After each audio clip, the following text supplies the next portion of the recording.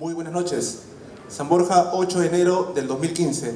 Presentación del libro del Fondo Editorial de la Biblioteca Nacional del Perú, El Tahuantinsuyo Bíblico, Ezequiel Ataucusi Gamonal y el Mesianismo de los Israelitas del Nuevo Pacto Universal, de autoría del doctor Juan Ocio Acuña. A continuación, vamos a presentar un extracto del registro audiovisual que forma parte de la publicación.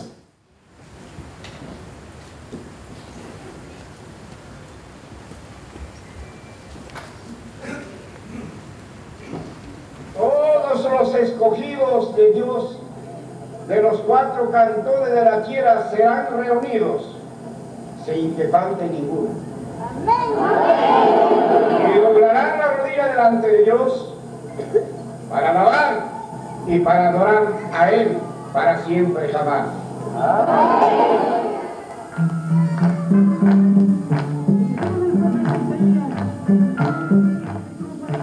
Su meta es proyectar su movimiento a nivel universal.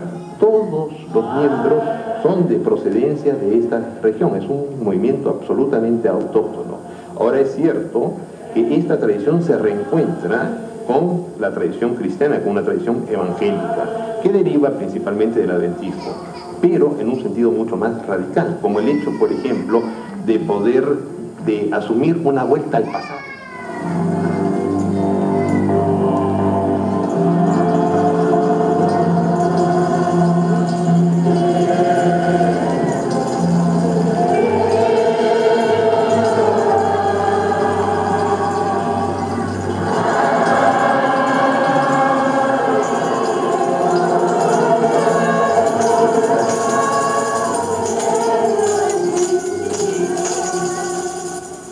Se acercan los 7 años de hambre.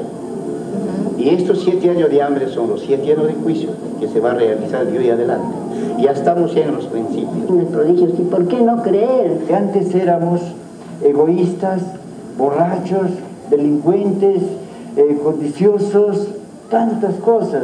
Entonces, hoy en día, ya hemos dejado esas cosas a un lado, el mal, y hemos vuelto a ser unas criaturas nuevas. ¿Quién es el Hijo del Hombre? Bueno, está aquí en Lima. ¿Está aquí en Lima el Sí, Hijo del Hombre? sí. ¿Es usted, hermano? Con él mismo está hablando. Esa es la verdad.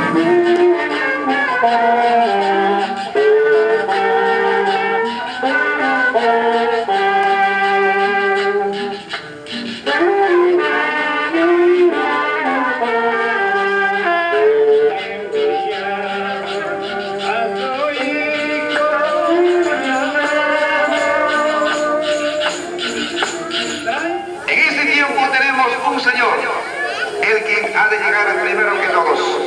Por eso, mis queridos hermanos, nosotros les debemos recordar, así como en el tiempo del Tahuantinsuyo, donde no existían pobres ni ricos, todo el mundo tenía tierra para trabajar, todo el mundo tenía un lugar para vivir. Hoy también queremos forjar ese mismo sistema.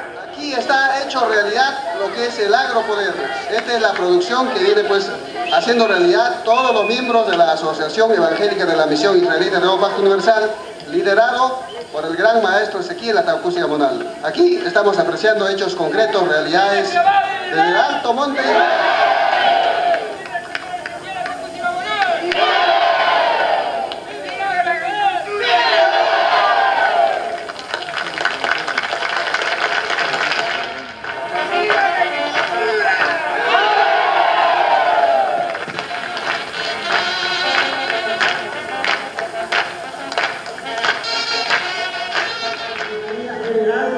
De la juventud israelita, de todos los componentes de la juventud israelita, a vivir la entrega del cetro de nuestro maestro.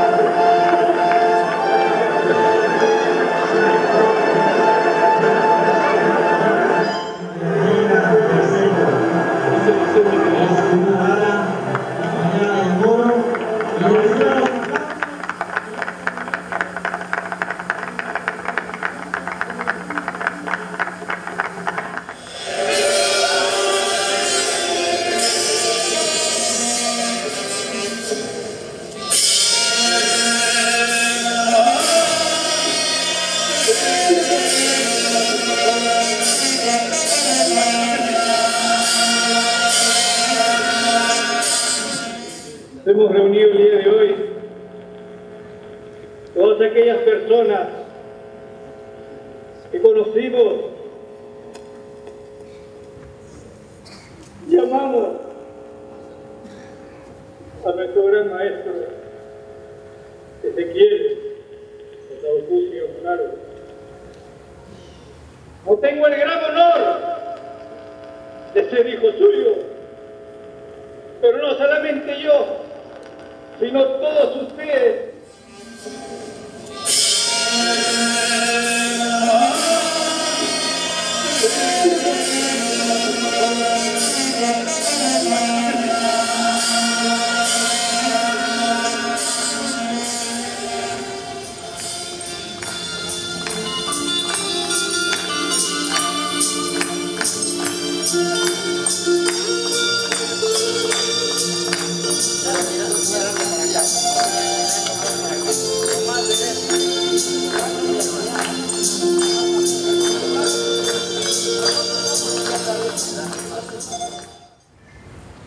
A continuación tendremos los comentarios del etnohistoriador, doctor Marco Curatola Petrocchi.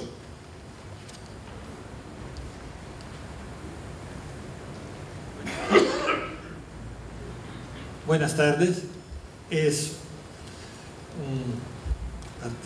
un gran placer y un honor estar aquí esta noche a presentar este nuevo libro del colega, amigo y maestro Juan Ossio. Agradezco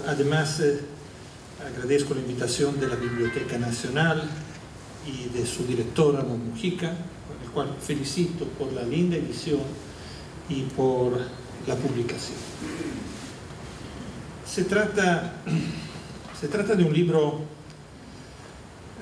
importante sobre una faceta del Perú y de alguna manera del Perú moderno que nos hace ver algunos aspectos de un sector de la población que en general y definitivamente es marginado.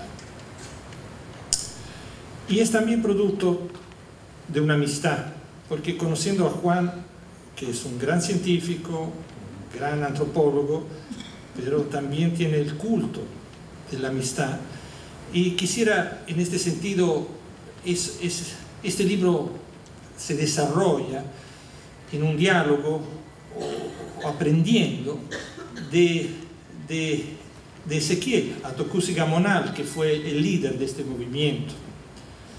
Las últimas palabras, y Juan le está muy agradecido a que Ezequiel que lo acogió, que le explicó, que le enseñó cómo era su movimiento, que le abrió la puerta. Y estas son las últimas palabras de Juan. Pues su líder, Ezequiel Ataucusi Gamonal, son como las palabras finales del libro.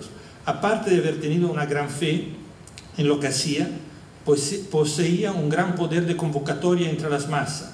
Estaba dotado de una gran inteligencia, así como de una gran capacidad organizativa. Era sobre todo un hombre esencialmente bueno, un hombre que merece tener un sitial relevante en la historia de nuestro país. Y de alguna manera, a través de Juan, a través de este libro, Ezequiel Ataucusi ha trascendido esa esfera marginal, ha llegado a la academia y espero que pueda ser conocido y apreciado también por para el público más amplio, que encontrará en este libro un fenómeno extrañísimo, que es lo de los israelitas del nuevo pacto universal. Es un fenómeno extraño relativamente, porque curiosamente de movimientos de israelitas del nuevo pacto universal han surgido en varias partes, es decir, el nombre en realidad se encuentra en Oceanía, en África, en unos momentos de particulares crisis, a contacto con de sectores indígenas a contacto a través de la lectura de la Biblia, por ejemplo, a través de los evangélicos que los introducen a la lectura de la Biblia, hay como un proceso de identificación entre los marginales, los pobres y los pobres israelitas perseguidos por los faraones, con su historia en búsqueda de una tierra prometida, etc. Hay como un proceso de identificación y además están a contacto con la escritura, una escritura sagrada. Entonces las palabras pesan. ¿Quién son los israelitas en general? Por lo menos los israelitas de los años 70 y 80, que son y 90 quizás, pero que son los años sobre el cual se centra la atención Juan Ocio, el fenómeno surge en realidad la masa, ¿no? Estamos generalizando, pero sí, yo tuve, gracias a Juan, también tuve una frecuentación muy intensa con ellos, porque Juan generosamente me habló de ellos, me pareció un movimiento muy interesante. Son migrantes andinos que llegan, digamos, que él explica muy bien. Hay un capítulo que se llama La composición social, distribución espacial y configuración étnica, es decir, son personas que en general migran del campo a la ciudad y en este proceso de migración pierden mucho, pierden contactos con su pueblo, vienen a Lima o a ciudades de Perú llenos de esperanzas, llegaron llenos de esperanzas, de novedad, con entusiasmo, y después de 15, 20 años de lucha dura, durísima, por diferentes crisis, una enfermedad, falta de trabajo, hay varios, cada historia se encuentra a cero. No son más campesinos, son en los márgenes del mundo de la ciudad, se encuentran perdidos en el mundo. Y entonces ahí se encuentra, buscan, la mayoría de los israelitas va de iglesia en iglesia antes de llegar a los israelitas nuevos, buscan un grupo, una asociación, y al mismo tiempo son andinos. Y esto Juan lo hace ver maravillosamente bien, busca cada aspecto de sus raíces andinas, y se encuentra con un personaje carismático, extraordinariamente carismático, como era Ezequiel Ataucusi Gamonal. El mismo andino, él mismo ha pasado por diferentes crisis, él mismo a un cierto punto es un místico, es arrebatado, cuenta que es arrebatado al tercer cielo, estaba en el Valle del Mantaro, cerca de Tarma, en Picoy, y por ahí había frecuentado varias sectas, movimientos evangélicos, entonces había leído la Biblia. A un cierto punto empieza a sintetizarse de alguna forma, genialmente, ese mundo andino que también, y Juan lo hace ver extraordinariamente bien de nuevo, con todo su mesianismo, con el mesianismo que parte del Taquionco, que después pasa por Juan Santos Atahualpa, por Tupac Amaru y por otros, es decir, y Juan analiza bien los varios elementos de este mesianismo. Entonces, esta corriente mesiánica andina, esta tradición andina y esta identificación con las desgracias del pueblo de Israel, la lectura de la Biblia, da lugar a los israelitas del Nuevo Pacto Universal, que repito, es original peruano, pero sin conocerse absolutamente. Hay otro movimiento con característica mesiánica, como evidencia bien Juan, exactamente han surgido entre 4 partes de África, Oceanía, etc. En algún momento han durado algunos años, han desaparecido, pero que el mecanismo, de alguna manera, histórico, social, cultural, es el mismo. Una tradición local, nativa, y el encuentro con la Biblia en un contexto de grave desarraigo social, económico. Y entonces, del otro lado, hay una grandísima creatividad.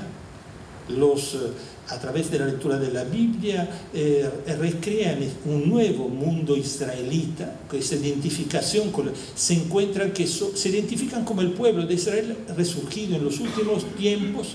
Está inminente el fin del mundo, otro elemento del mesianismo, del milenarismo, y en este caso es clarísimo, él va anunciando todo el tiempo, el profeta, y con mensajes maravillosos desde el punto de vista, era un gran orador, no hablaba bien castellano, hablaba bastante mal, bueno, tampoco lo hablo bien yo, pero sí hablaba un castellano andino, que era el mismo castellano andino que hablaban exactamente la persona que iban a escucharlos. Y tenía grandes imágenes, tenía una oratoria extraordinaria, y hablaba por horas, y daba imágenes del fin del mundo, de cómo va a pasar, que ya va a llegar, y naturalmente como todos los mesiánicos, milenaristas, ven los signos, sí, a una sequía, ya el anuncio del fin del mundo, una guerra de aquí en el mundo, ya el fin del mundo se acerca. Después, cuando a veces esto pasa, todo el movimiento que anuncian el fin del mundo, por ejemplo, en unos casos también decía que él lo postergaba, pero cuando decía, pero tú habías anunciado que dentro de 5 años va a haber el fin del mundo, ya estamos. Bueno, pero por culpa de ustedes, que todavía no han difundido el mensaje, yo todavía he retenido el fin del mundo para dar tiempo que el mensaje se vaya difundiendo, y así más gente se vuelve israelita y más gente se pueda salvar. Era muy carismático Ezequiel, pero también con otros que lo acompañaron, como el hermano Jeremías, también un gran organizador. Organizó, no me acuerdo cuántos SECAVos, centros de capacitación bíblicas, se crearon en Lima, en provincias, se crearon varias colonias, y aquí también Juan, que las ha visitado, nos habla mucho de estas colonias en la selva que producían bastante. Hubo muchos problemas, también tuvieron muchos problemas como todos estos grupos también fanáticos, pero sí algunas de estas tuvieron bastante éxito en la producción agrícola. Y después Juan nos guía con mucho detalle en todos los rituales, y de antropólogo hasta la cultura material que ellos utilizan. Es decir, es un documento, lo que nos transmite Juan, extraordinario. Absolutamente es un libro que deberíamos todos leer, porque nos hace ver un mundo de creatividad, un mundo que está al costado nuestro. La Casa Real, el Templo de Salomón, está ahí en Cieneguilla. Se pueden ir todos a visitarlo los sábados, el viernes por la noche, y el sábado pueden ir a verlo. Hay música, y Juan, que ha registrado, eran todas imágenes registradas por Juan los ha estudiado en detalle, con un ojo etnográfico, con una visión etnográfica notable, cada uno de estos, de todos los elementos. Y naturalmente dedica un gran el primer capítulo, un gran capítulo a mi modo de ver, sobre el mismo Ezequiel Atocusi, y lo hace hablar. ¿En qué sentido? Que hay muchos testimonios es decir, en este sentido es un libro etnográfico que nos permitirá también hacer estudio después, porque nos transmite una enorme documentación de discursos, bastante amplia documentación de discursos de Ezequiel Atocusi. Entonces, sí, Ezequiel, a través de Juan, sigue hablando a nosotros, y permite también de entender, podemos acercarnos todos a su mensaje, en el sentido que podemos estudiarlo, analizarlo, o entender cómo era, qué quería decir. Como todos los grandes libros, deja también una serie de cuestiones, de preguntas, y para estudios posteriores. Es decir, Él nos da una información absolutamente detallada, precisa. Había otros estudios sobre se habían hecho, Enrique Espinosa, que está acá, Kenneth Scott Elson, Manolo Marzal, en su libro de los caminos religiosos de los inmigrantes, y Bedoya Hidro, que había pequeños o medianos estudios sobre aspectos del movimiento, de este movimiento, pero no teníamos hasta ahora un libro de conjunto que además definitivamente es una gran etnografía, a mi parecer, una extraordinaria etnografía de este movimiento en su momento de auge. Es decir, surgió a fines inicio de los años, en los años 60 se empezó a desarrollarse, tuvo un desarrollo enorme en los años 70 y 80 y después ha ido decreciendo. Yo no tengo idea en este momento cómo esté, pero definitivamente no después de la muerte del profeta, pero yo creo que antes ya el movimiento estaba en una fase de contracción. Y esto por motivos creo evidentes, y por eso es que también el Perú ha cambiado, está cambiando. Es decir, ese Perú de marginalización, de migración, de contexto paupérrimo que había hace unos años, afortunadamente con el crecimiento, con el cambio, con los nuevos medios de comunicación, ahora todos tienen un celular, todos computadores, etc. Entonces eso quizás son aspectos, porque el movimiento tiene un contexto histórico bien preciso de su desarrollo, en un momento más bien de extremada crisis. Si se acuerdan del Perú de los años 80 o inicio 90, definitivamente estamos hablando de un Perú pobre, con una guerra interna, definitivamente no había inversiones, es decir, estamos hablando de no había trabajo, de pura informalidad. Entonces estamos hablando de otro Perú. En ese Perú, sí, los israelitas, y en este, Juan lo menciona, según él, también es uno de los gran méritos de Ezequiel, de haber, yo no creo en realidad que muchos de ellos podían pasar a otros extremismos. Era ese el camino que para los adeptos, los secuaces del movimiento de los israelitas, para mí le ofrecía una cuadratura del círculo, en realidad le ofrecía Ezequiel a personas que no tenían los medios realmente en ese momento preciso histórico para entrar plenamente en la modernidad.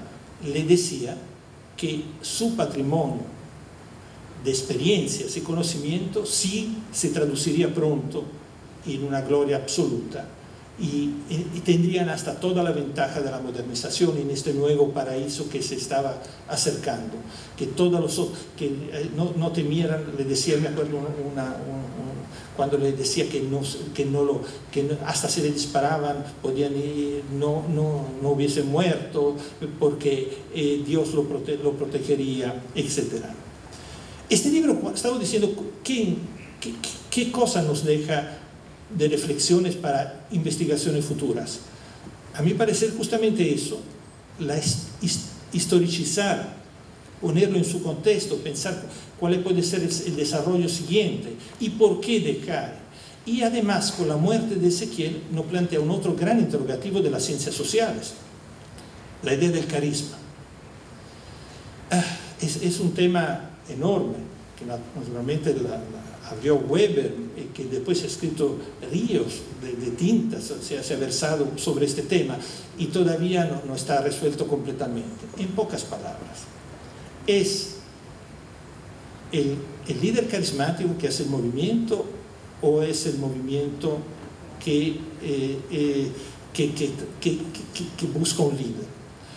Disculpe, no quiere ser tanto un discurso político, pero siempre vi el caso de Fujimori, por ejemplo, que en un momento histórico particular pasaba de ahí con un tractor Y la masa de, sí, él, mejor que Vargas Llosa, sí, que el choque le hace eso y el otro, y todos votaron a Fujimori sin saber ni bien conocerlo, hicieron un líder sin, en este caso estamos quizá al revés, tenemos un líder realmente carismático, y cuando muere el líder, el movimiento entra en una crisis terrible porque no ha habido una figura que pudiera. Entonces, y Juan me parece que en su libro su opción es que sí, el líder carismático, la capacidad de su discurso, su fuerza, su capacidad de organizar, de rodearse de personas que pueden organizar, es la máquina que sabe aglutinar alrededor de sí esta gente dispersa, en búsqueda de una salvación, en búsqueda de algo que le dé una esperanza para mañana, para vivir y sobrevivir a una situación de extremada dificultad. Yo creo que en este sentido sí cumplió Ezequiel, con creces. Es decir, dio a muchas personas en momentos históricos de la historia del Perú, muy extremadamente difícil, una esperanza, y le hizo sentir que su cultura, hizo hacer una síntesis entre su vieja cultura, vieja en el sentido de donde venían, de los Andes, y se juntaba con la historia de la humanidad, con la historia bíblica, y que le ofrecía, de aquí por ejemplo, claro, el mismo título, ¿no? El Tahuantinsuyo bíblico, unir la historia, y Juan lo hace ver muy bien, es casi, digamos, conceptualmente lo que hizo Huamampoma, buscar una síntesis histórica entre la historia occidental, entender y dar un sentido a esa historia. Yo creo que Ezequiel Atokuzzi, como lo presenta Juan, dio un sentido a muchas personas y a la vida y a los sacrificios de muchas personas. Y en este sentido, las palabras últimas de Juan Ocio, creo, son muy acertadas. Muchas gracias.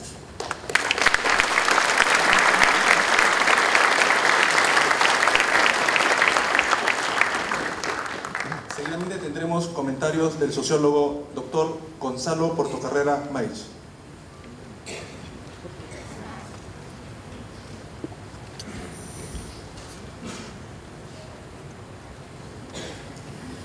Buenas noches. Empiezo agradeciendo la invitación de la biblioteca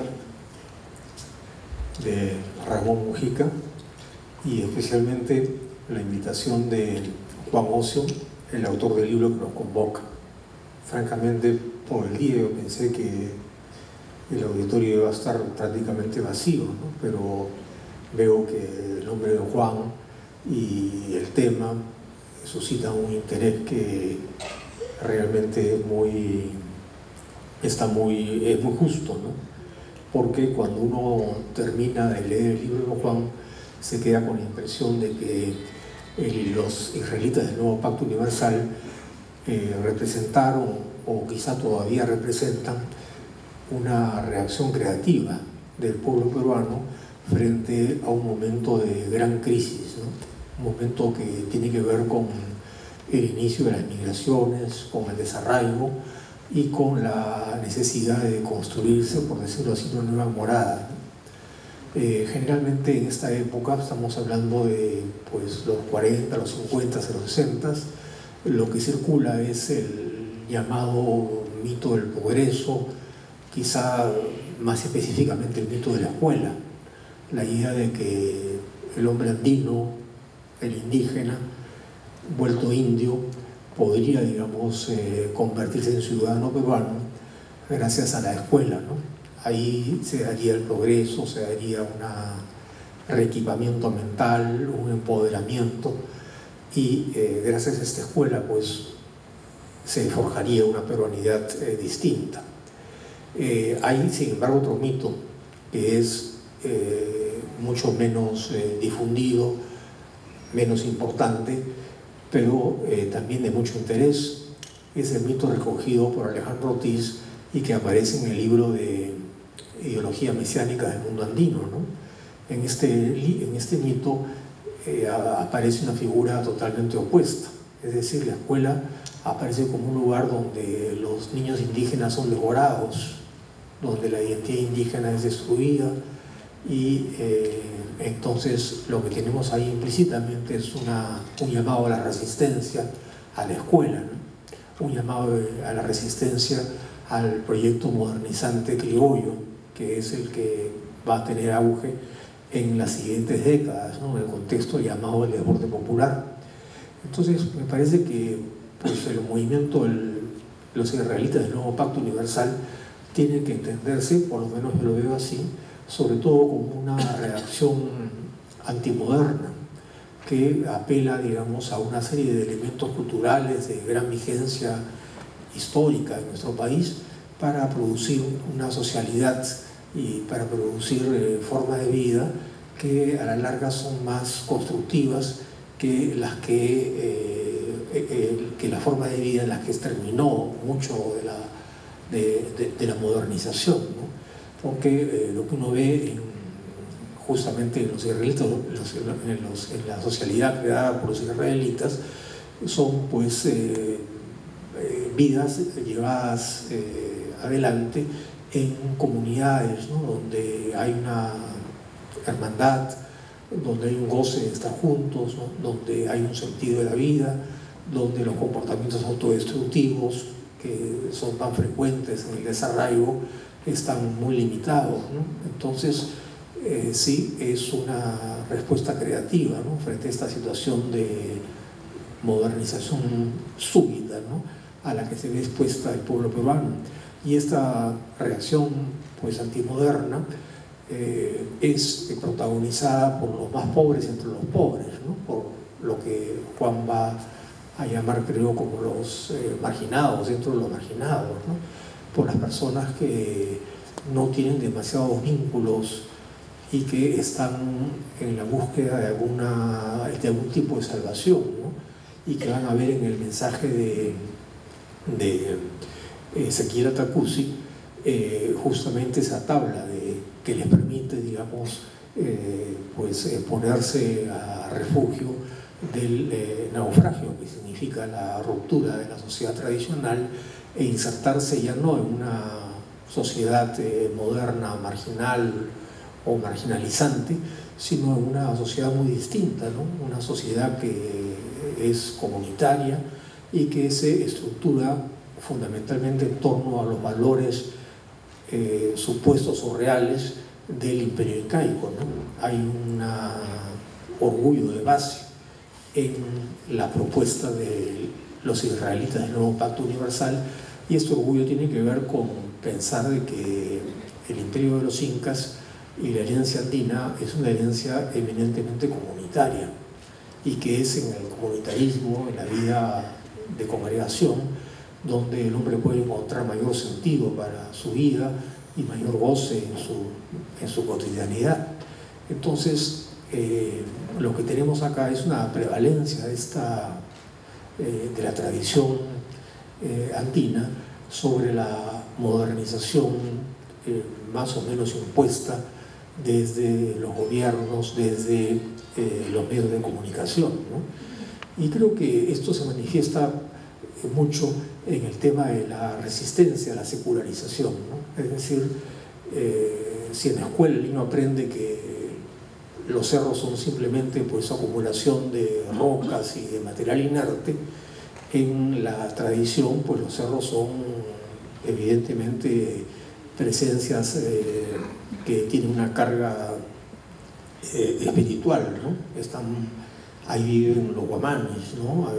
La naturaleza es, digamos, algo que es maravilloso, es fabuloso, ¿no? Es algo en lo cual el hombre está inserto y no algo frente al cual el hombre esté fuera y trate de dominar, ¿no? Entonces, esta prevalencia de lo maravilloso es muy clara en la forma como los israelitas interpretan la Biblia, interpretan el mundo, ¿no? Aparentemente el libro básico de los israelitas es la Biblia, y aparentemente lo que tendríamos sería entonces una especie de subordinación de la oralidad, de lo maravilloso, al racionalismo de la palabra escrita. Pero si uno se pone a pensar más, se da cuenta que justamente es lo contrario. Porque como dice Juan, la manera en que los israelitas leen la Biblia es una manera muy peculiar, ¿no? Porque no es que busquen hacer sentido de párrafos o de capítulos, sino que la abren en alguna parte y allí encuentran una frase y a partir de esa frase pues tratan de aplicarla, tratan de ver la realidad, la relación de esa frase con la realidad que viven. Es una lectura que difícilmente podríamos calificar como racionalista, elaborada o sofisticada, ¿no? Es una lectura que va a la búsqueda de una revelación, ¿no? Que está inspirada, ¿no? por el deseo de encontrar una verdad que en este momento sea la salvadora, por lo menos de una situación, sino de una vida. Cuando el propio fundador, ¿no? Atacusi, cuenta su conversión, él dice que el momento fulminante, el momento más importante de su conversión fue justamente cuando él abre la Biblia y encuentra una frase que le hace un sentido que va a estar en el fundamento mismo del movimiento que patrocina. Y esta frase es la siguiente, ¿no? Dice: por causa de mí, no, lee la Biblia, ¿no? Cuando está en Picoy, en Tarma, ¿no? Y además, disculpe la digresión, ¿no? Pero de alguna manera la biografía de Ezequiel Atacusi es muy representativa, ¿no? Porque él es una figura del desarraigo, ¿no? Desarraigo en tanto que pues, sus padres están separados, él no tiene una residencia muy fija, tampoco tiene un oficio muy claro, va vagando por diferentes partes del Perú, ¿no? No logra una inserción clara en ningún oficio, en ninguna ciudad, ¿no? Y esta errancia que caracteriza su vida en Picoy, en Tarma, se familiariza, más que se familiariza, se encuentra con la Biblia, ¿no? Y la abre 3 veces y a la tercera vez encuentra esta frase: por causa de mi nombre yo te perdonaré y limpiaré tus pecados aunque tuvieras como la arena del mar, ¿no? Es decir, bueno, la verdad es de que Ezequiel pues en las conversaciones que tiene con Juan deja en claro que él ha tenido una juventud bastante movida, ¿no? En diversos términos, y esta frase viene a pacificarlo, ¿no? Viene a marcar una inflexión en su vida, porque significa el perdón, ¿no? Significa la posibilidad de un nuevo comienzo, ¿no? Ahí donde pues hay desesperación o quizás hasta amargura, lo que tenemos en Ezequiel es esta posibilidad de un nuevo comienzo, ¿no? Y justamente a partir de esta lectura es que él establece un diálogo sostenido, ¿no? Con una persona que es Dios o quizá Jesús, ¿no? Que se le aparece bajo la forma de un anciano de barba blanca, ¿no? Que lo invita como el Dios de Israel invitaba a los profetas como Isaías, por ejemplo, lo invita a predicar entre los pueblos, ¿no? A predicar pues básicamente una buena nueva, ¿no? En el sentido de que la salvación del sufrimiento es posible, ¿no? Y es posible gracias a la congregación, gracias a los ritos, gracias al apoyo mutuo, y creo que lo que encuentra uno en Ezequiel es una convicción muy profunda, ¿no? Un atrevimiento que, si uno se pone a pensar, es pasmoso, ¿no? La idea de fundar una religión desde un país como el Perú, ¿no? Que es un país bueno, pues bastante a escala mundial, ¿no? Es un país relativamente pequeño, ¿no? Que no está pues en el centro de la religiosidad mundial, ¿no? Pero considerar que el Perú es el heredero de todas las tradiciones religiosas significativas que han habido en el mundo, esta idea de Ezequiel es realmente una idea que implica pues mucho orgullo, mucha autoestima, ¿no? Es un impulso descolonizador, ¿no? como también lo es el afirmar constantemente, ¿no?, la superioridad, la grandeza de la sociedad del Tahuantinsuyo respecto a otros modelos sociales. Entonces, lo que encontramos acá es el empate, ¿no?, de un lado entre un liderazgo carismático, como decía Marco, ¿no?, un liderazgo carismático, y de otro lado, pues una urgencia social, ¿no?, de tener referentes, ¿no?, sobre todo entre los sectores más vulnerables, ¿no?, y que tienen más interiorizada la cultura andina, ¿no?, que han cedido menos al incipiente racionalismo que aporta la secularización y la escuela, ¿no? Y desde esta perspectiva, pues la fe en Ezequiel es total, ¿no? Aunque, reitero, la hermenéutica, la forma en cómo se lee la Biblia, o cómo es bastante peculiar, ¿no? Por ejemplo, en algún momento recuenta Juan que Israel viene de Is, que significa es en inglés, Ra, que es Dios, porque es el Dios egipcio, y Él, que es Él, entonces Él es el Dios, ¿no? Entonces, bueno, pues es realmente una interpretación que uno puede pensar como arbitraria, pero no menos arbitraria que otras interpretaciones que uno escucha constantemente todos los días, ¿no? Hoy en la mañana escuchaba a un señor que era psicólogo hablando sobre la numerología, ¿no?, y hablando sobre cómo es que los números, tanto el de nacimiento como el de fallecimiento de los padres de uno, pues condicionan prácticamente toda la vida, ¿no? Más sensato me parecen las afirmaciones de los israelitas, ¿no?, más sensatas por más conducentes a la vida, ¿no?, que las especulaciones de los numerólogos, ¿no?, y de otros tipos de corrientes ya antirracionalistas, ¿no?, que han comenzado a proliferar a propósito de la crisis de la modernidad, ¿no?, del hecho de que la modernidad no ha resultado en la felicidad, en la plenitud humana que se prometió en el siglo XIX. Y otro ejemplo interesante de la hermenéutica de los israelitas es la idea, por ejemplo, de dónde viene la palabra incas, ¿no? Inca significa Israel nació en el Cusco, en América del Sur, ¿no? Entonces es una especie de acrónimo, ¿no?, que nace de juntar las primeras letras de cada una de estas palabras. Israel nació en el Cusco, en América del Sur, ¿no? En cualquier forma, digamos, en el libro lo que uno ve es justamente la fuerza de esta cultura, ¿no?, la fuerza de esta continuidad, ¿no?, aunque esta continuidad no quede muy clara en cuanto a sus orígenes, ¿no?, porque tiene la impresión de que la visión del imperio incaico, del Tahuantinsuyo que tienen los israelitas obedece sobre todo a Garcilaso de la Vega, ¿no?, esa visión tan idealizada, ¿no?, donde lo comunitario es lo fundamental, ¿no?, antes que a la propia realidad, donde también el elemento despótico era muy importante, ¿no es cierto? Entonces,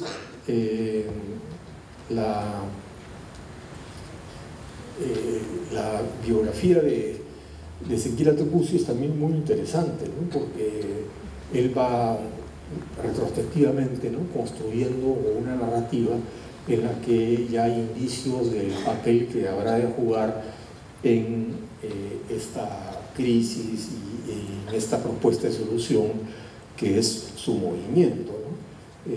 Quizá otro de estos momentos, aparte de la apertura casual de la Biblia, es muy anterior. Cuando tenía 8 o 10 años, Atokuzzi estaba por cruzar un río y pues al momento de hacerlo viene una torrentada y él prácticamente está por ahogarse, ¿no? Y justo en este momento aparece un pez, y este pez es el que lo conduce a la orilla, y es por ello quizá que el pez sea pues uno de los signos, uno de los emblemas más significativos del movimiento, ¿no? Entonces, ya para ir terminando, ¿no? Creo que uno de los... yo digo dos observaciones al libro, ¿no? Que el libro es muy exhaustivo en lo que se refiere a la biografía de Atacusi, porque pues Juan ha conversado y ha registrado estas conversaciones, ¿no? De tal manera que tenemos una idea, digamos, del peregrinaje vital de este personaje, ¿no? Es también muy exhaustivo el libro en lo que se refiere a la composición social, porque hay no solamente una encuesta, sino también hay entrevistas a algunas personas, y ahí sabemos de que pues los miembros del movimiento provienen del mundo andino, generalmente de los sectores más pobres, que han perdido pues mucho de sus vínculos con las comunidades de origen, ¿no? Que están con una herencia cultural, pero también a la búsqueda de una alternativa, ¿no? Que los proteja, ¿no? De esta modernización a veces sin alma, ¿no? O sin redes, sin protección.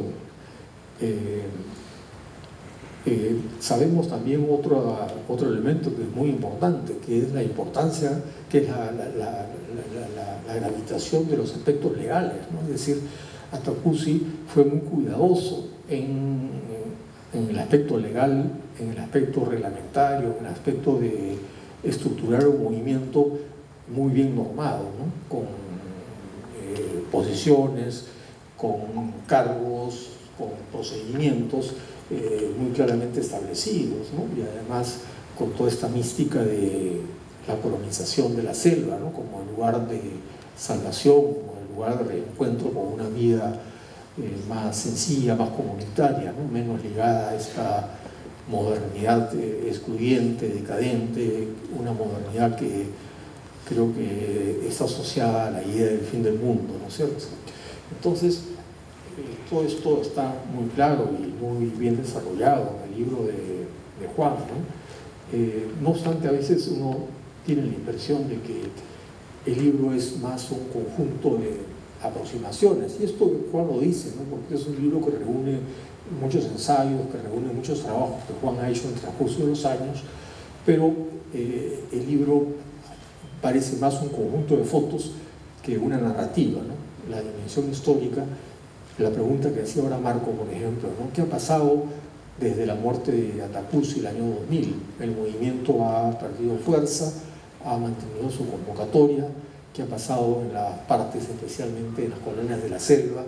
Eso no queda tan claro porque el centro de la investigación de Juan es en la década del 80. Las comparaciones con Atacusi son pues a partir del año 82, ¿no? Hasta poco antes de su muerte, ¿no? Pero no hay una, digamos, la pretensión de hacer una historia sistemática del movimiento, ¿no? Sino es un estudio que más bien funciona como un conjunto de flashes, ¿no? Como un conjunto de fotografías, donde el elemento narrativo se queda un poco en suspenso, ¿no? Y la otra cosa que quería mencionar para terminar es de que, bueno, pues finalmente, ¿cuál es el destino de este movimiento, ¿no? Este movimiento sobrevive a su fundador, al líder carismático, y también añadiría otro elemento, ¿no? Que es que se habla de mesianismo, ¿no? Yo creo que sí, pues hay un momento en que este movimiento tiene una característica mesiánica, ¿no? Pero creo que junto con el mesianismo, o inclusive hasta quizá más importante que el mesianismo, es este nativismo, esta revitalización nativista, que es la propuesta de fondo que nace de este mundo, ¿no? Marcado por esta condición indígena, andina, desesperada, ¿no? Que busca una salida creativa y positiva y que finalmente lo logra. Entonces, a veces identificamos el mesianismo con la violencia, con una expectativa de un fin del mundo inminente, ¿no? Esto pudo haber sido real o pudo haber sido verdad en algún momento del desarrollo del movimiento, ¿no? Pero ya con los años estamos hablando de un movimiento que nace pues hacia 1960, un movimiento que tiene más de 50 años, ¿no? Ya esta idea de un fin del mundo inminente pues lógicamente tiene que ir desgastándose, ¿no? Y lo que tenemos es sobre todo un movimiento de revitalización nativista con el cual es difícil no simpatizar, ¿no? Pese a los elementos antimodernos que pueda también traer o que pueda también producir, ¿no? Bueno, simplemente ahora terminaría felicitando a Juan por eso. Es un estudio hecho durante varias décadas, ¿no? Es un estudio que reúne esfuerzos previos y los sistematiza, ¿no? Y que creo tiene una visión pues muy favorable, ¿no? Hacia lo que significa las posibilidades de revitalización de la cultura andina, ¿no? En coyunturas como las de los años 50, de desestructuración de la sociedad rural, ¿no? Debido a todos los actores que ya conocemos. Bueno, muchas gracias.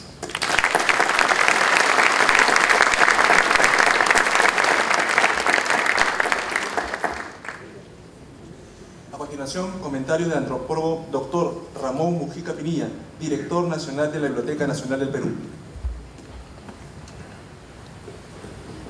Muy buenas noches. Ante todo, quiero agradecerle a cada uno de ustedes por su presencia. Es un gran honor para mí estar en esta mesa con mi amigo Juan, con Gonzalo Portocarrero y Marco Curátola, grandes entendidos en temas de crítica literaria, antropología, y el propio Juan, antropólogo que ha marcado pautas con los estudios que viene realizando sobre temas de parentesco y de mesianismo.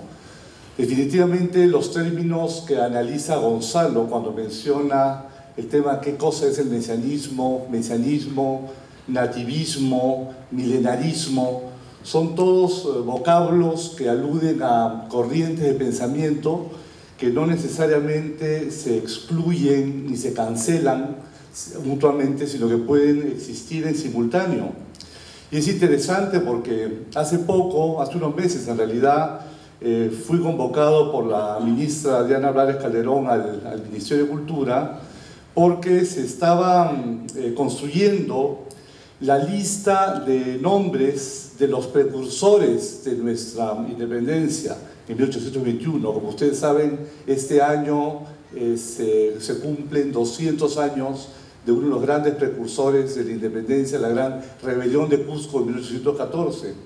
Y entonces en el ministerio se pretendía hacer, como se hizo, la lista de los próceres de la independencia desconocidos. Y se barajaron muchos nombres, entre ellos, obviamente, Túpac Amaru, Túpac Katari, que son los dos grandes líderes indígenas del Perú y del Alto Perú, quienes entre 1780 y 1781 hicieron la rebelión general y más duradera de todo el virreinato peruano. Pero cuando mencioné a otro rebelde quechua, precursor de ellos, al célebre Juan Santos Atahualpa, quien en 1742 lideró la primera gran rebelión indígena que controló un extenso territorio en la selva central, un conocido profesor de la Universidad Católica que estaba allí presente me increpó categóricamente diciendo: Juan Santos Atahualpa no cuenta porque él era un pensador mesiánico. ¿Y Túpac Amaru y Túpac Katari no lo eran? Le dije. Efectivamente, Juan Santos Atahualpa fue el primer líder indígena en el Perú, quien a inicios del siglo XVIII se proclamó la encarnación viviente del Espíritu Santo y utilizó la religión cristiana como punta de lanza amenazante contra el abandono y maltrato de las poblaciones indígenas. De hecho, el propio Túpac Juan Santos Atahualpa, como lo ha hecho en nuestros días Ezequiel Ataucusi, también jugó con su propio nombre para demostrar por qué es que él era la encarnación del Espíritu Santo, retomando, dicho sea de pasos, las ideas de un abad calabrés, Joaquín de Fiore, que al pensar en la historia de salvación cristiana la había dividido en tres grandes etapas: la edad del Padre, que es el Antiguo Testamento; la edad del Hijo, que era toda la edad media del nacimiento de Jesucristo, hasta una edad no conocida, y luego la tercera edad, que era la edad del Espíritu Santo. Pues según Juan Santos Atahualpa, con sus rebeliones se iniciaban la tercera edad del Espíritu Santo. Estas ideas habían sido diseminadas en el Valle del Mantaro por los franciscanos, después por los jesuitas, y definitivamente prendieron en muchas comunidades surandinas. Juan Ocio puede dar fe que cuando ocurrió la terrible matanza de los periodistas en Uchurajay, fue, creo, nuestro amigo común Fernando Fuensalida, gran antropólogo de la Universidad Católica, el que descubrió que en el altar mayor de la iglesita de Uchurajay, hoy destruida, aunque han sobrevivido algunas fotografías, se había representado un retablo ayacuchano representando a la paloma del Espíritu Santo crucificada. Esto es algo extraordinario. En un momento dado se pensó que quizás esta iconografía de la paloma crucificada podía venir de las iglesias pentecostales del Brasil que pasaban por esa zona.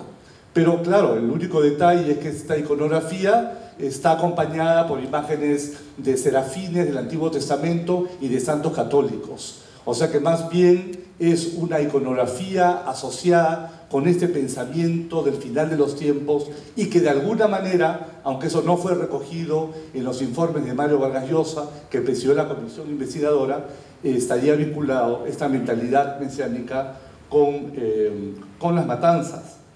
En cuanto al tema de Túpac Amaru y Túpac Katari, ellos tampoco se quedaron atrás, porque ellos le prometían a los soldados que caían en batalla que a los 3 días de muerto sus cuerpos resucitarían.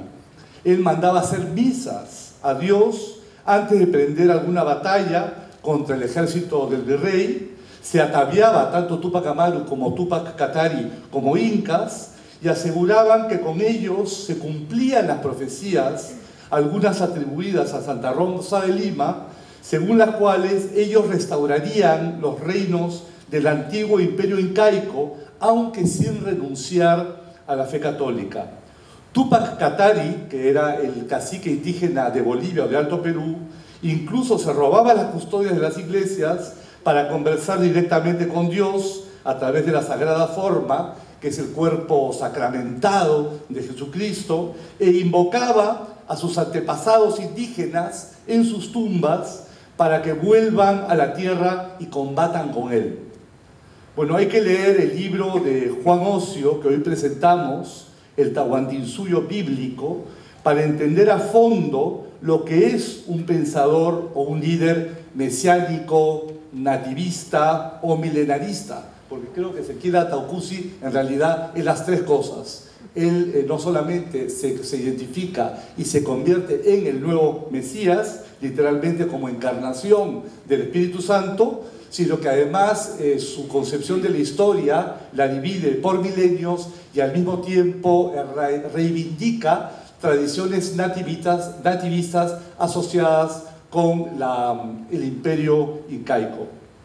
Mesiánico, como ustedes saben, vienen de la voz Mesías y se aplica tanto a las lecturas ortodoxas católicas como a las protestantes sobre la segunda venida de Jesús al final de los tiempos. Pero también se puede utilizar este vocablo para describir a profetas autoproclamados que se conciben a sí mismos o a otros como figuras protagónicas, salvíficas, que transformarán el orden de las cosas o incluso el rumbo de la historia. Por lo general, y de ahí el apelativo de Mesías, se tratan de caudillos que se rebelan por mandato de Dios y utilizan un discurso religioso para darle solución a problemas de orden social, racial, político y económico. Si bien el pensamiento mesiánico no es exclusivo de la civilización cristiana, sin duda el mesianismo andino, analizado por Juan Ocio en su libro, está basado en las Sagradas Escrituras, el libro más leído de toda la historia del Perú. Juan Ocio, según declaración propia, ha estudiado a las israelitas del Nuevo Pacto por más de 30 años.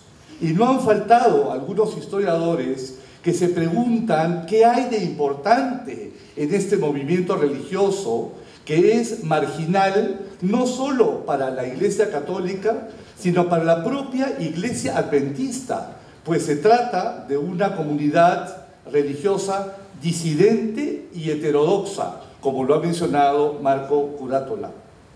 Las respuestas a esta pregunta son múltiples y Ocio las ofrece y explica desde la introducción de su libro. Para empezar, a diferencia de otras religiones importadas, y eso ya ha sido visto por algunos de sus comentaristas, como pueden ser los mormones, los pentecostales y otras agrupaciones evangélicas, estamos ante una variante peruana conformada por sectores populares de origen indígena.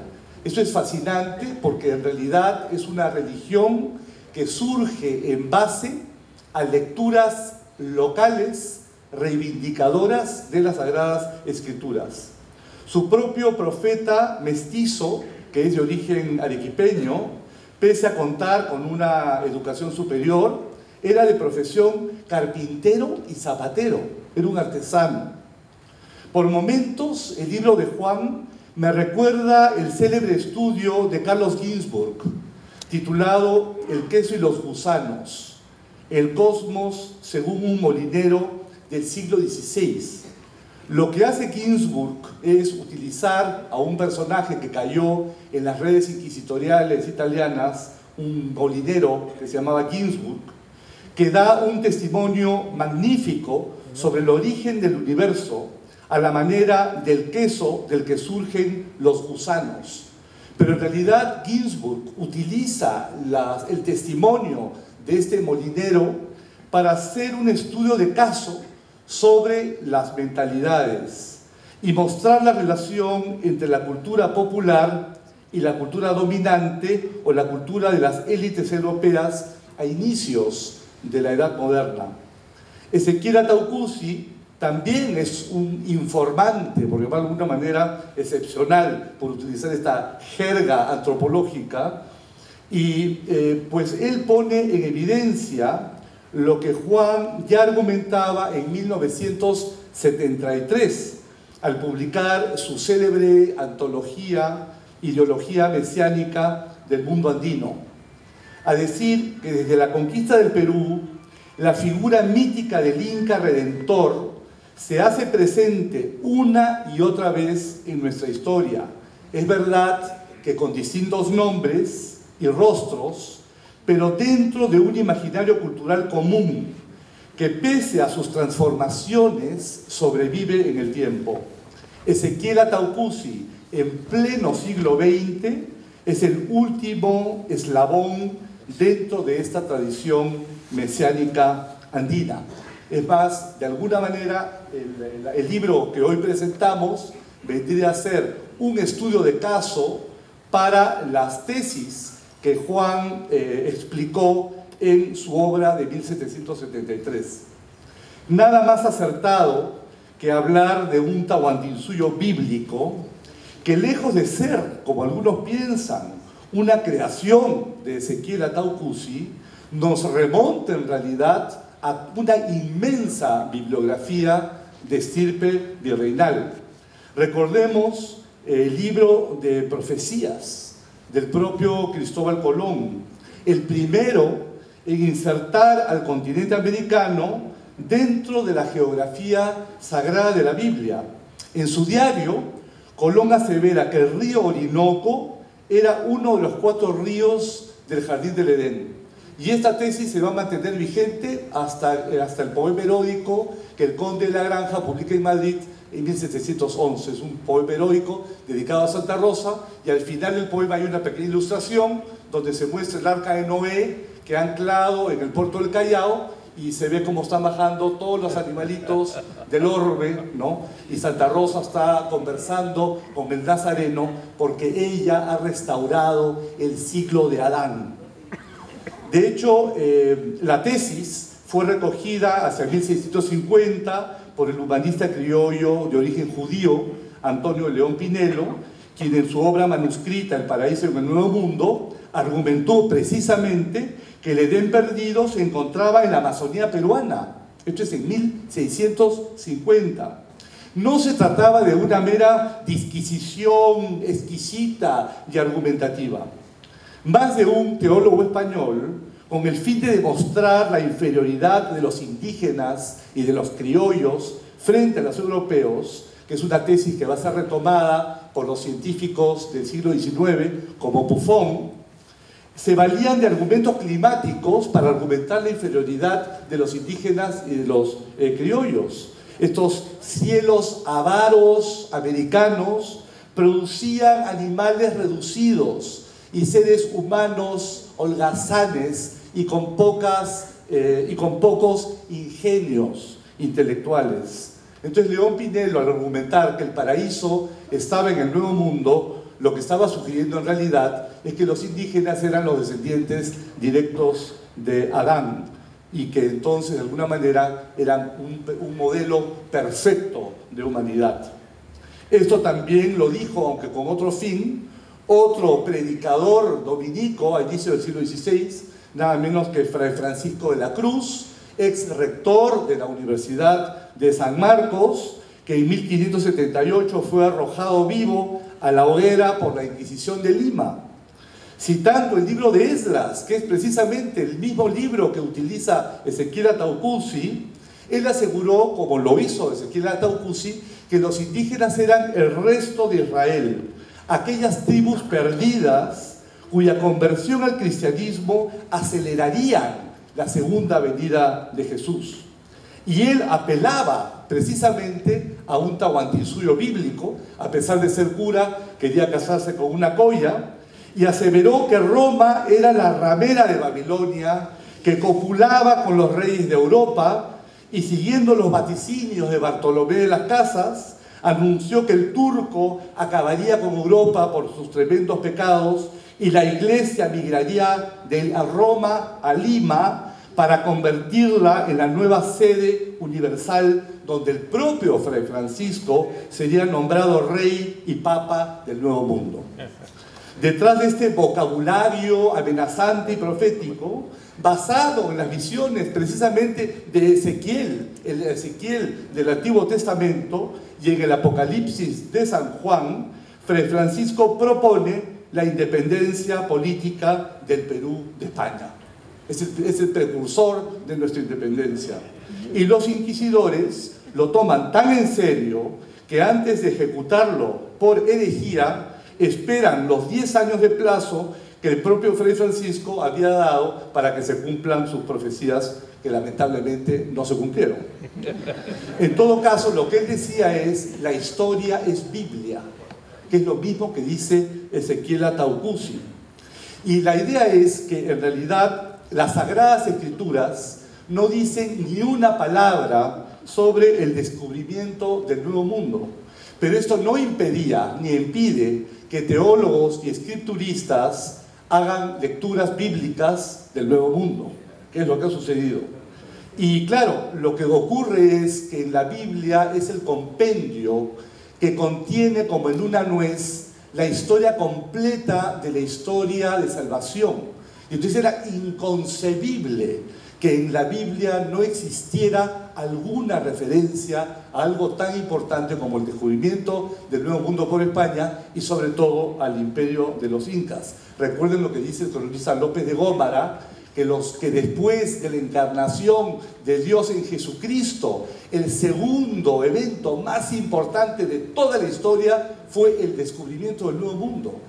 Entonces era cuestión de leer bien entre los versículos para ver a qué se habían referido los profetas cuando hablaban sobre el Perú. En todo caso, tanto en la Edad Media como en el Reinato Americano, el lenguaje o el vocabulario profético era utilizado como herramienta de legitimación política y social, y fue usado tanto por los reyes de España como por los indios, los mestizos y los más marginales. Los reyes de España citarán a los profetas del Antiguo Testamento para demostrar de que España es el nuevo pueblo elegido de Dios, que ellos por haber luchado contra el Islam por más de 800 años, bueno, en la misma fecha, en 1492, cuando expulsan al Moro de Granada, el último bastión de cultura islámica en la península ibérica, ese mismo año se descubre el Nuevo Mundo. Mucha coincidencia. Entonces, obviamente se trataba de un premio divino a España por el descubrimiento.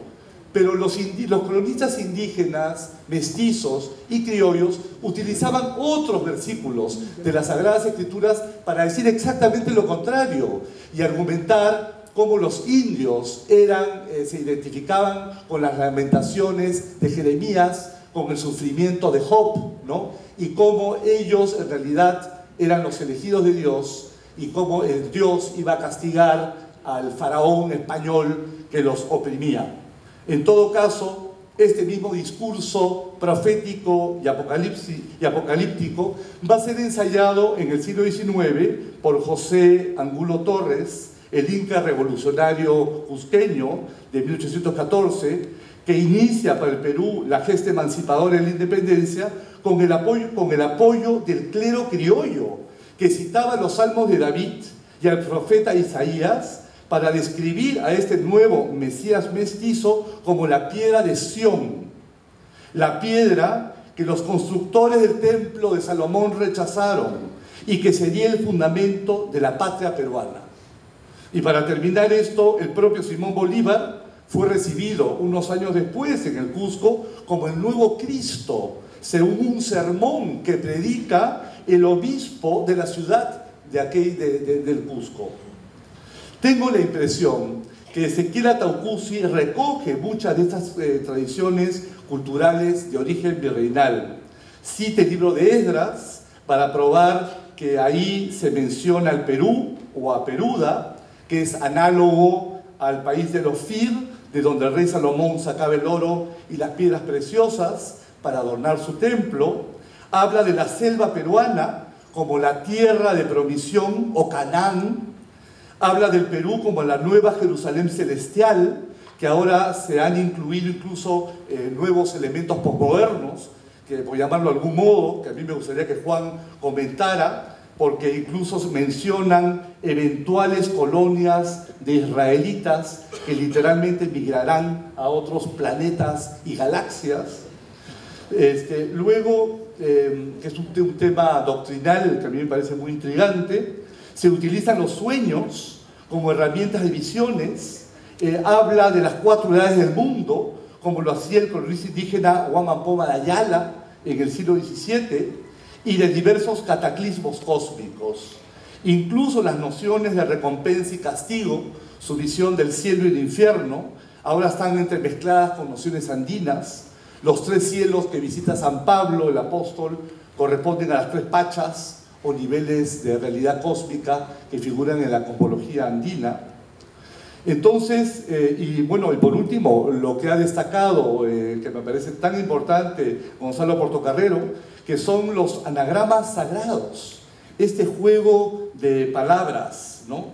Las palabras como jeroglíficos que esconden saberes ocultos, que es cuestión de saber leer el significado de las palabras, ¿no? Eso también refleja toda una concepción simbólica del lenguaje que viene en realidad del barroco.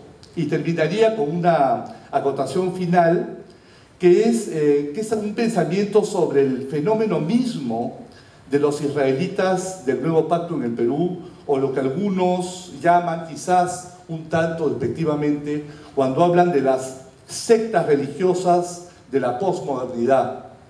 A mi modo de ver, se trata en realidad de una nueva forma de identidad religiosa que asimila a miles de feligreses que han abandonado viejas iglesias con credos que ya no funcionan. Los israelitas son antimodernos y sin embargo no son tradicionales, sino más bien marginales. De hecho, la posmodernidad de Occidente, lejos de consumar, como se pensó en algún momento, el triunfo del racionalismo, ha erosionado y subvertido el orden moderno. El mito del progreso se resquebrajó con la crisis ecológica y el materialismo utópico y revolucionario marxista, que había santificado la revolución dentro del proceso histórico para proponer un paraíso social sin Dios, también se desplomó. En reacción al positivismo materialista de Descartes, de Bacon, de Newton y de otros, en el siglo XVIII ya el movimiento romántico anunció la muerte de Dios con Nietzsche y describió el cristianismo como un cascarón vacío. Algunas organizaciones religiosas nuevas plantean el retorno a modelos religiosos con posturas étnicas, fundamentalistas e incluso nacionalistas. En el caso de los israelitas, estos recogen antiguos mitos andinos, retoman la figura del Inca redentor para irrumpir en la vida social andina como un arma ideológica de poder, que en la década de los años 80, y esto hay que decirlo, llenaron un vacío vital, porque esto se dio en tiempos de Sendero Luminoso. Y así como Abimael Guzmán, el ideólogo del terror y del genocidio en el Perú, se consideraba a sí mismo la cuarta espada y paradójicamente fundamentó su crítica al Estado burgués, una crítica brillante que él hace al Estado burgués, pero la fundamenta en los escritos de un pensador católico, Carl Schmitt, que para colmo estaba inscrito en el Partido Nacionalista Nazi. Eso nadie lo sabe, ni lo dice. El profeta Ezequiel consideraba que él estaba prefigurado en el jinete del Apocalipsis y desde el libro del Apocalipsis ofrece una reflexión alternativa, desafiante, pero pacífica y radical de la realidad peruana.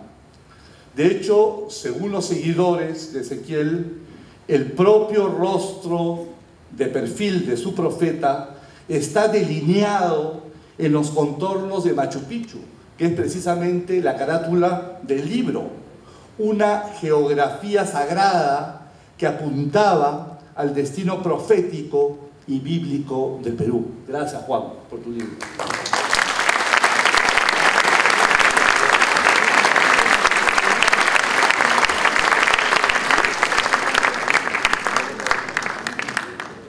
Seguidamente tendremos palabras del doctor Juan Ocio Acuña, autor de la publicación El Tahuantinsuyo Bíblico, Ezequiel, Ataucusi y Gamonal y el mesianismo de los israelitas del Nuevo Pacto Universal.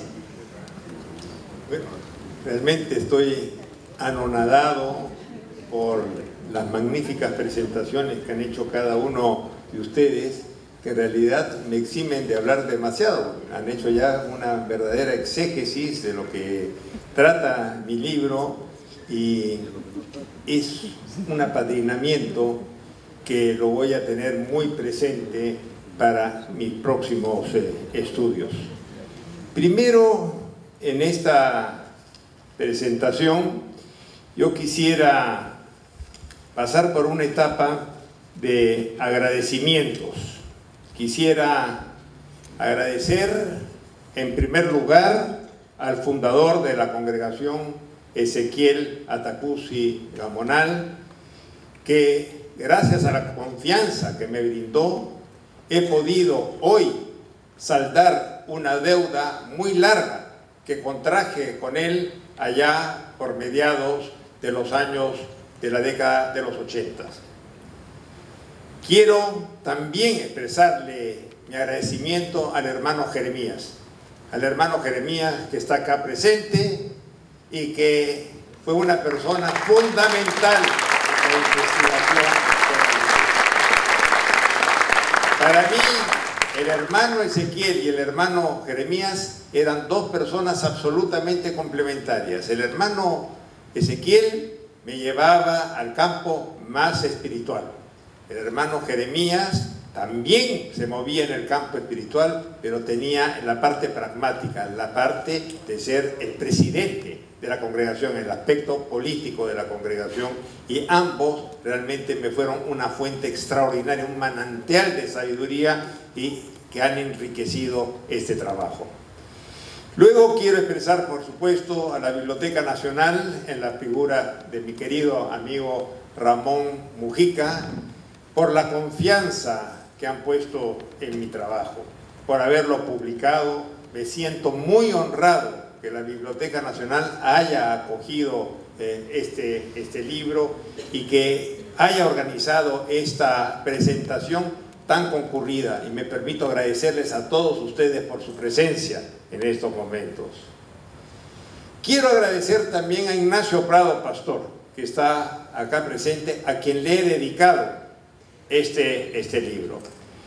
Y se lo he dedicado porque él también confió en mí allá por los años de 1972, cuando me vio llegar por su oficina cargando un cúmulo de papeles un tanto desordenados, que los revisó y aceptó publicar Ideología Mesiánica del Mundo Andino, que es el punto inicial de mis intereses por estos derroteros, y que los he completado ahora con este libro, que es efectivamente un estudio de caso, un estudio que complementa lo que desarrollé en Ideología Mesiánica, que a pesar de ser una compilación, es una compilación que la traté de hacer con un sentido para tratar de probar una hipótesis, que es la hipótesis que he mantenido en este libro, y es la importancia que tienen los marcos culturales de una cultura para poder desarrollar estos movimientos. Yo, en ese sentido, no creo que solamente las circunstancias históricas impulsen al desarrollo de un movimiento mesiánico. Yo creo que para que se desarrolle un movimiento mesiánico, la cultura que lo desarrolla juega un papel importantísimo. Y bueno, esto es lo que también he pretendido en este libro.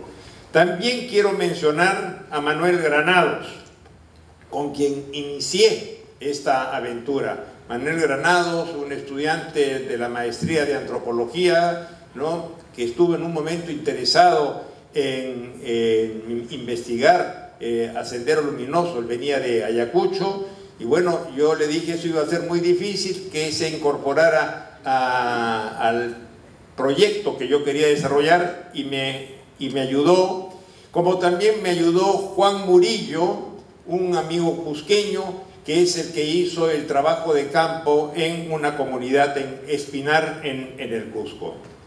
Tengo que mencionar a María Eugenia Ulfe y Alex Huerta por la ayuda brindada en las entrevistas a varios miembros de la congregación y a la transcripción de alguna de estas entrevistas, y también a la filmación de algunos eventos ceremoniales. La ayuda que me han brindado es invalorable y les quedo profundamente agradecido por todo esto.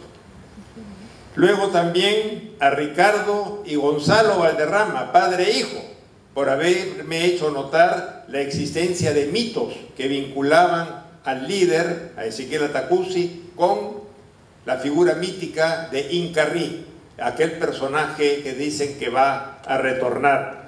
Y luego por acompañarme a hacer el estudio de un grupo de disidentes en la comunidad de Cotabambas, en Apurímac. También tengo que mencionar a Javier Noriega por haberme proporcionado una serie de videos y fotos sobre Ezequiel Atacusi. Y por supuesto tengo que hacer un reconocimiento especial al personal del área de publicaciones de la Biblioteca Nacional por su esmerado esfuerzo para que esta publicación alcanzase la calidad que ustedes pueden apreciar. Esta es la etapa de los agradecimientos. Y ahora unas cuantas palabras sobre el libro. En el año 73 salió publicado Ideología Mesiánica del Mundo Andino. Y en ese libro yo sostenía que el mesianismo andino tenía un conjunto de ingredientes que hacían posible, ingredientes culturales que hacían posible el desarrollo del mesianismo. Uno de esos ingredientes era una visión particular del tiempo, una visión cíclica o estática del tiempo, esta idea de la división por edades. Luego señalaba de que también un ingrediente importante era la división dual, la organización de la sociedad, del espacio y del tiempo en categorías duales. Hablaba sobre la importancia que tenía la figura de un principio unificador, un principio que podía convertirse en el mediador entre el pueblo y las aspiraciones a la restauración de un orden. También me refería a, en la parte social, una cierta orientación endogámica. Estos eran los elementos que yo encontraba presentes y que los descubrí en mis investigaciones sobre Guamán Pomayala, la nueva crónica y buen gobierno, que en realidad fue el que me condujo al descubrimiento de la importancia del mesianismo para entender a la sociedad andina.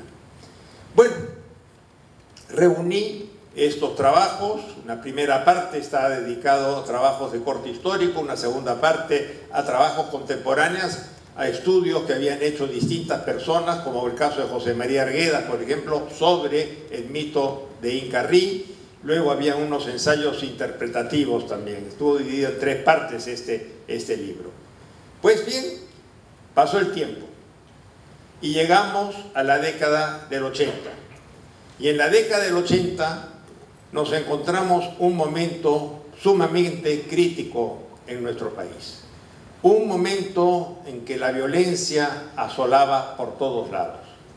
Es decir, nos encontrábamos con que la economía se había informalizado y todo esto ya había provocado ciertos intereses en mis colegas antropólogos.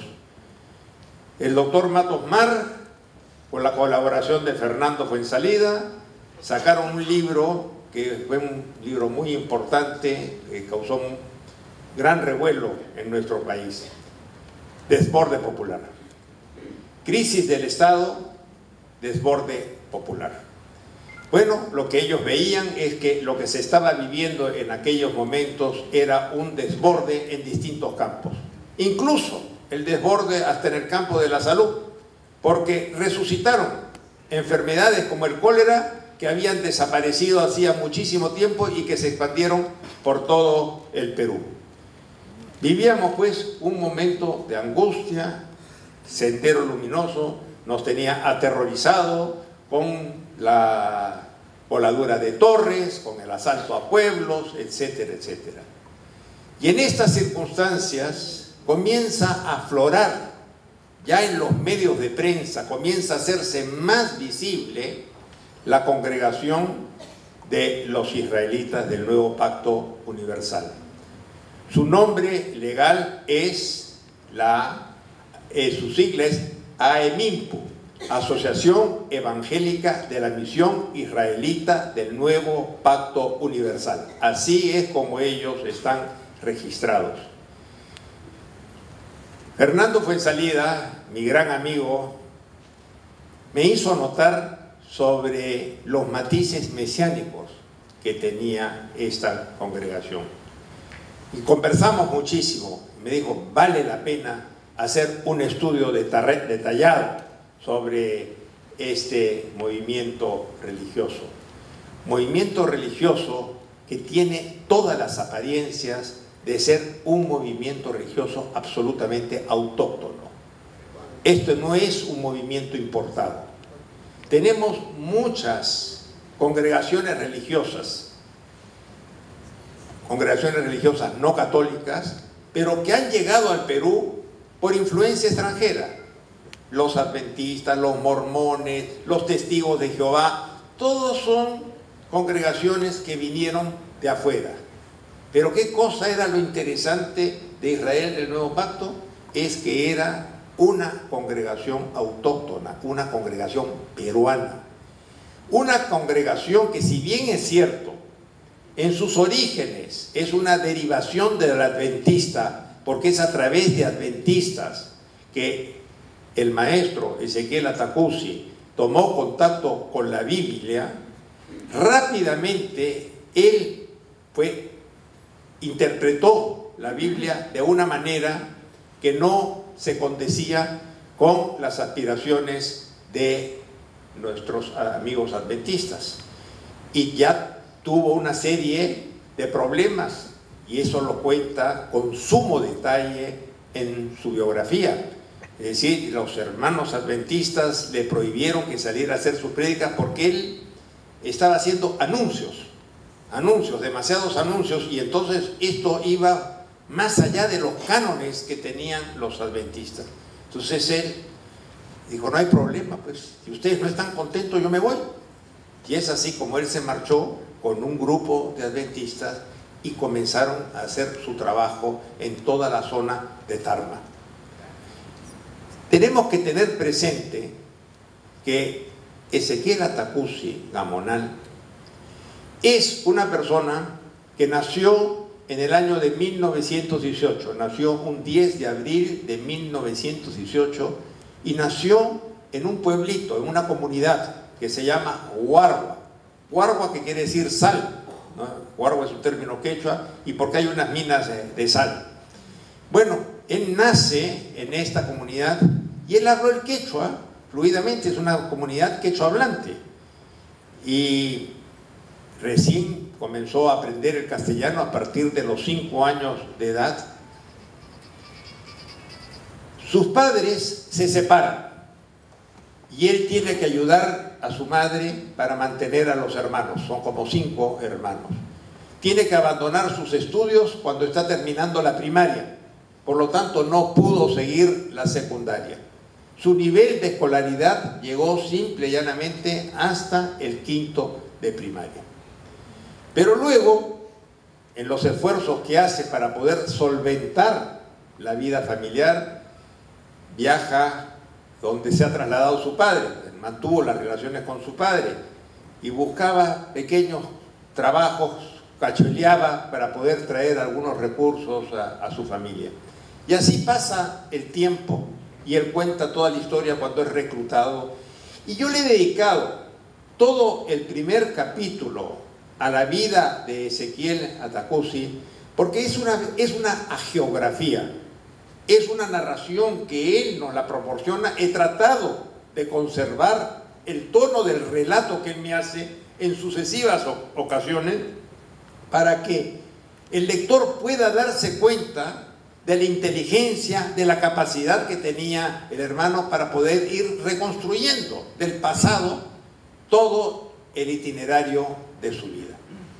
De tal manera que esa es la razón por la cual le ha dado tanta importancia a la vida. Pero por supuesto, mientras me narraba su vida, me iba narrando también aspectos que tenían que ver con la doctrina.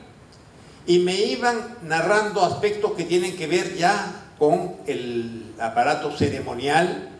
Y es por eso que este libro lo he dividido en 6 capítulos.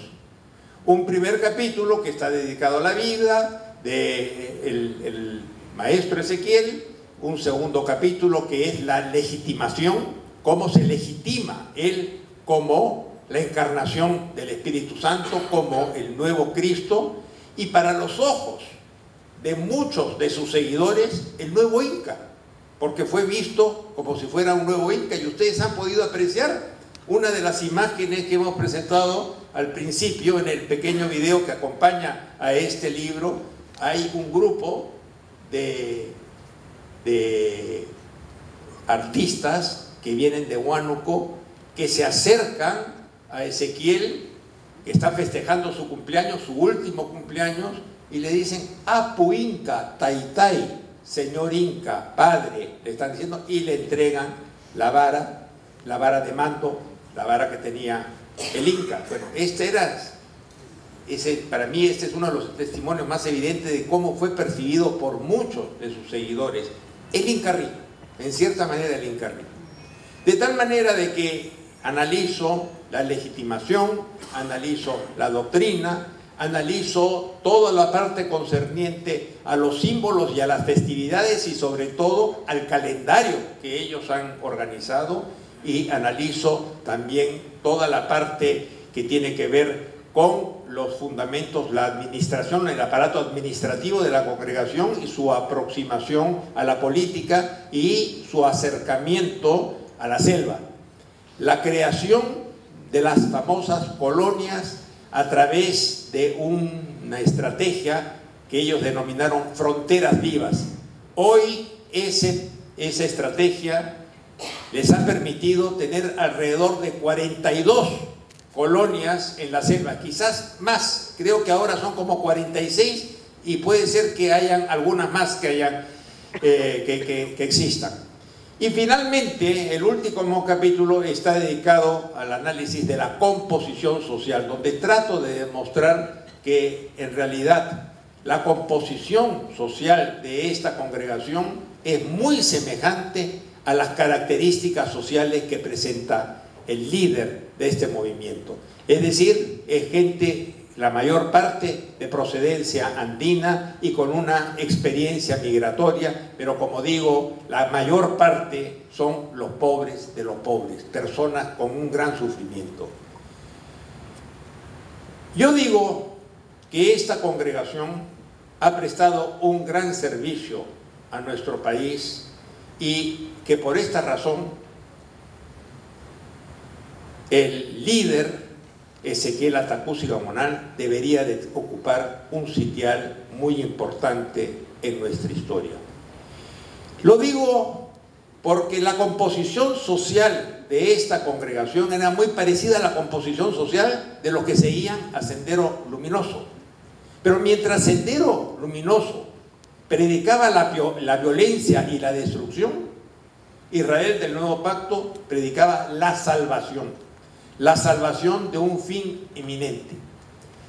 Mientras que unos eran violentos, los otros eran pacíficos.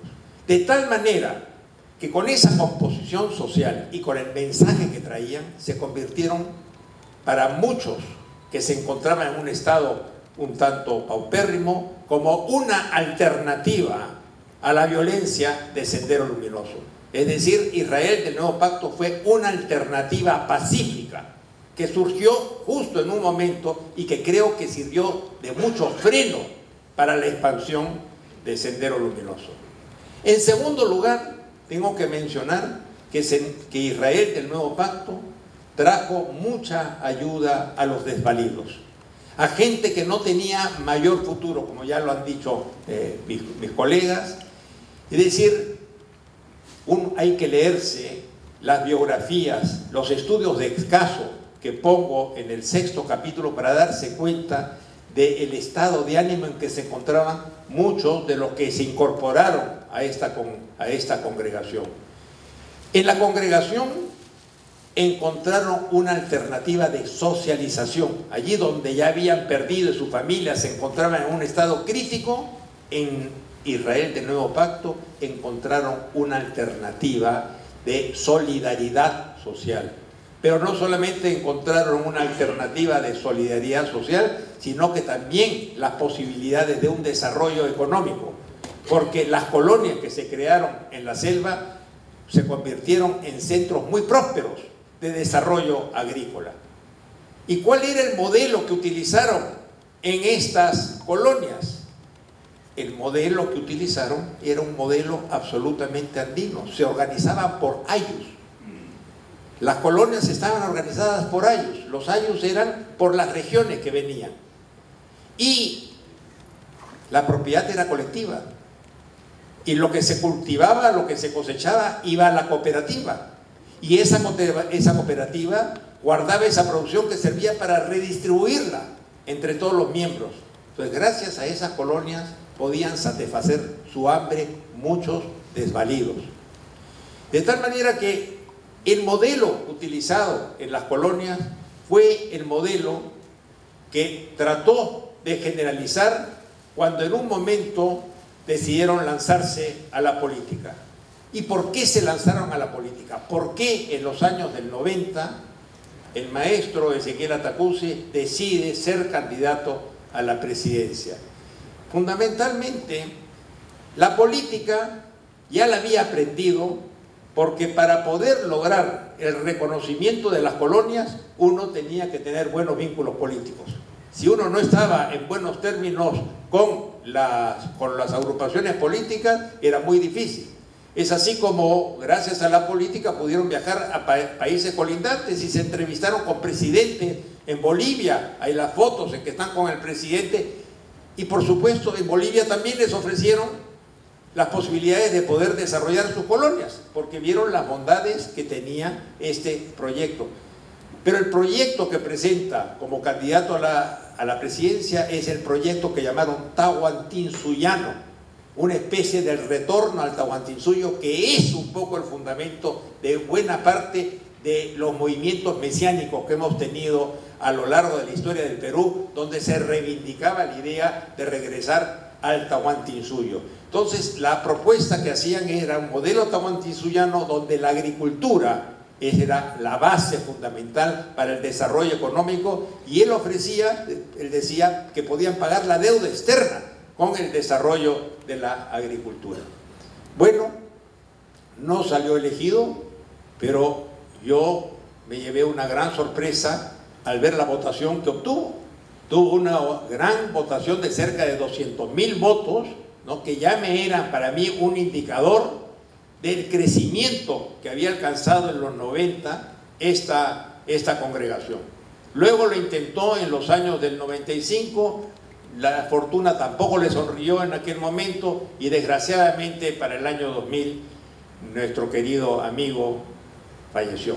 Y ustedes han visto ese funeral, un funeral realmente apoteósico, muy concurrido.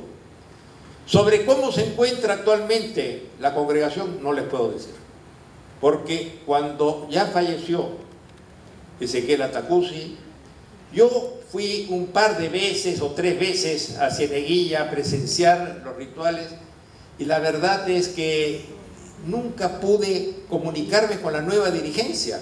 Los buscaba y siempre se me decía, el hermano Jonás no está presente por acá, está de viaje, pero me gustaría conversar. Nunca tuve oportunidad de conversar con él, de tal manera que dije, bueno, por lo visto mi trabajo terminó cuando falleció Ezequiel Atacusi, y este libro que ven ustedes es el relato de toda mi experiencia de interacción con los israelitas mientras vivió Ezequiel Atacusi a partir de la década de los 80 y toda la década de los 90.